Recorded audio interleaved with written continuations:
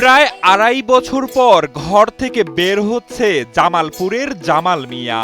তবে বিশাল দেহী এই গরুটিকে ঘর থেকে বের করতে হিমশিম খাচ্ছেন ১০ থেকে ১২ জন। দুই পাশে রশি টেনেও যেন সামলানো যাচ্ছে না বিশাল আকৃতির এই জামাল মিয়াকে।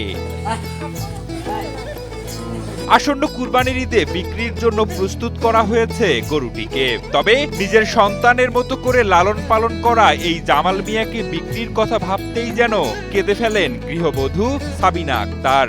আর কুরবানির ঈদ তো চলে আসছে, এখানে বিক্রি করব শুনে আমার অনেক খারাপ লাগতেছে। আর রাখবো, যদি রাখার জিনিস হইলো নি আমি ওকে রাখতাম। ওর প্রতি আমার অনেক মায়া লাগে। আমার হাজবেন্ড ওর কাছে যাইতে পারে না, কিন্তু আমি ওর কাছে যাই, ওরে অনেক আদর করি। গরুটা বিক্রি হয়ে গেলে আমি কেমনে থাকবো? জানলে অবাক হবেন, প্রায় ১৪০০ কেজি ওজনের এই জামাল মিয়ার কাছে কেউ গেলেই নাকি ফুসফুস করে ওঠে গরুটি। তাই তেজি এই গরুটির কাছে ভয়ে যেতে চায় না কেউ। তবে গরুটির বাদশাহী চলন বলনের মতো তার খাবার দাবারেও নাকি রাজকীয় ভাব। দেশি খাবারের পাশাপাশি দামি ফল এবং মিষ্টি আলু নাকি খুবই পছন্দ গরুটির। তবে মানুষ দেখলেই আর খেতে চায় না জামাল মিয়া। বিশাল দেহী এই গরুটির দাম হাঁকাচ্ছেন ৯ লাখ টাকা। শাহী গরম মশলা কিনলে HF ফুড সার্ভিসের পক্ষ থেকে গরু সহ পাচ্ছেন আকর্ষণীয় পুরস্কার। পর্যাপ্ত পরিমাণে মিষ্টি আলু খায়। তারপরে এখন বর্তমানে গরুটা কুরবানির জন্য বিক্রি করা। এই কালা গুঁড়াগুলা এখানে খাওয়াই ওরে।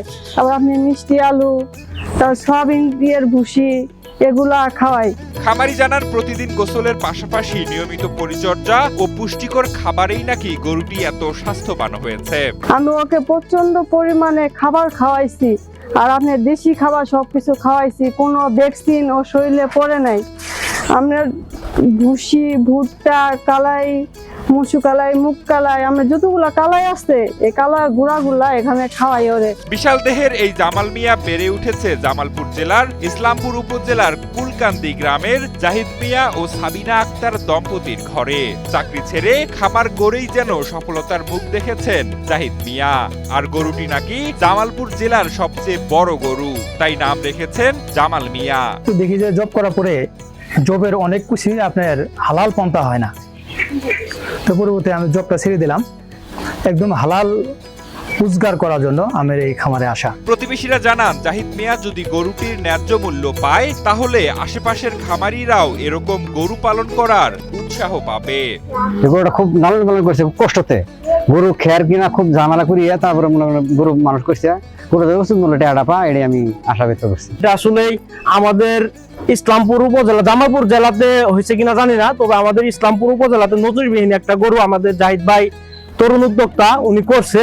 তো আমরা যারা নতুন উদ্যোক্তা আছি, আমরা যদি জাহিদ ভাইয়ের এই গরুটা সঠিকভাবে বিক্রি করতে পারে এবং কি ভালো ক্রেতা এবং কি ভালো দাম যদি পায়, আমরা ভবিষ্যতে আমরা যারা তরুণ উদ্যোক্তা আছি আমরাও চেষ্টা করবো এরকম একটা গরু লালন পালন করার জন্য। এবছর শুধু জেলার মধ্যে নয়, দেশের বড়গুলোর মধ্যে এটি একটি বলে দাবি করেছেন গরুর মালিক জাহিদ মিয়া। গরুটি সচক্ষে দেখে ক্রয় করার আহ্বান জানান তিনি। তারা যদি ন্যায্য মূল্য দিয়ে গরুটা নিয়ে যায়।